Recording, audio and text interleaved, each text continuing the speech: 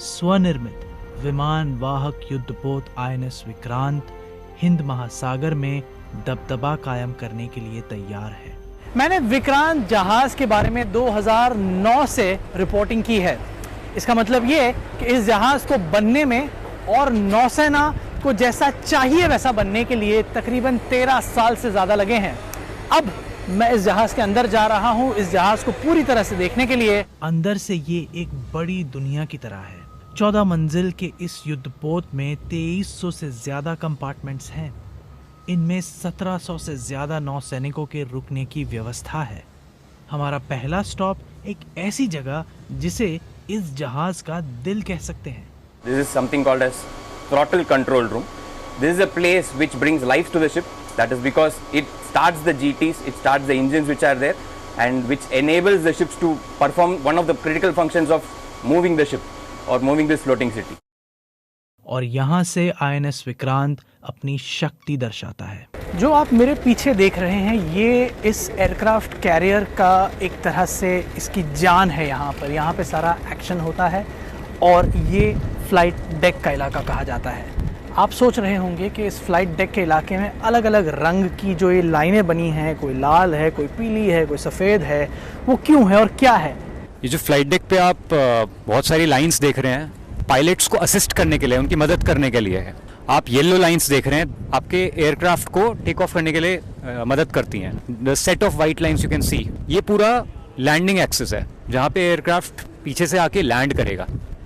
लाल रंग की जो आप लाइन देख सकते हैं ये आपका ऑपरेशनल एरिया को सेपरेट करता है। लेकिन इस डेक पर ऑपरेशंस तब किए जाते हैं जब विक्रांत का मौसम विभाग इसकी अनुमति देता है। वेदर डाटा, वेदर पैरामीटर हम देते हैं, चाहे वो टेक ऑफ हो, लैंडिंग हो, उसमें wind direction, wind speed, temperature, cloud, ये ऑल जो पैरामीटर है ये सभी रिक्वायर्ड होते हैं।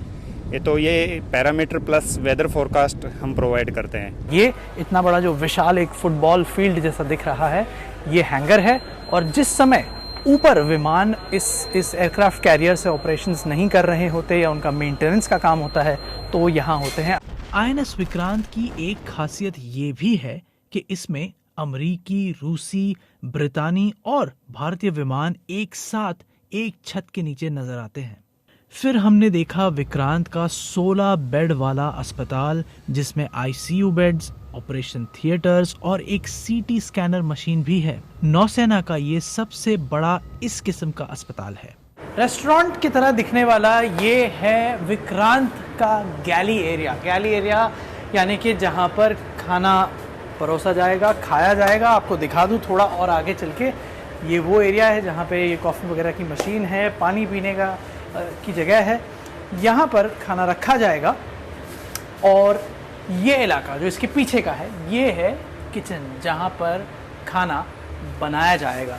अब विक्रांत में तकरीबन 1700 अफसर और सेलर एक समय पर काम करेंगे और इसलिए ऐसी और दो और गैलीज बनाई गई हैं। अपने पुराने जहाज आईएनएस विक्रमादित्य के साथ अब नौसेना के पास 2 एयरक्राफ्ट कैरियर जहाज है।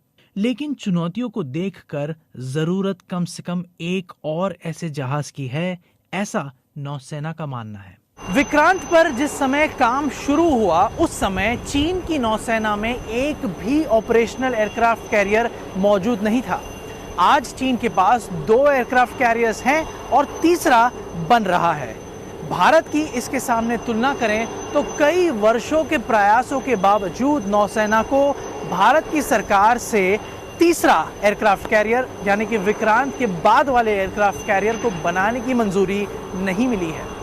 इस मंजिल तक पहुंचाने वाला सफर यकीनन लंबा रहा है, लेकिन अब भारत एक ऐसे क्लब का सदस्य है जहां है चुनिंदा कुछ देश जिनके पास ऐसे जहाज को बनाने की क्षमता है। हालांकि इस बात का जश्न तो दूर, जो लोग आईएनएस विक्रांत पर तैनात हैं वे जानते हैं कि असली परीक्षा तो अब शुरू हुई।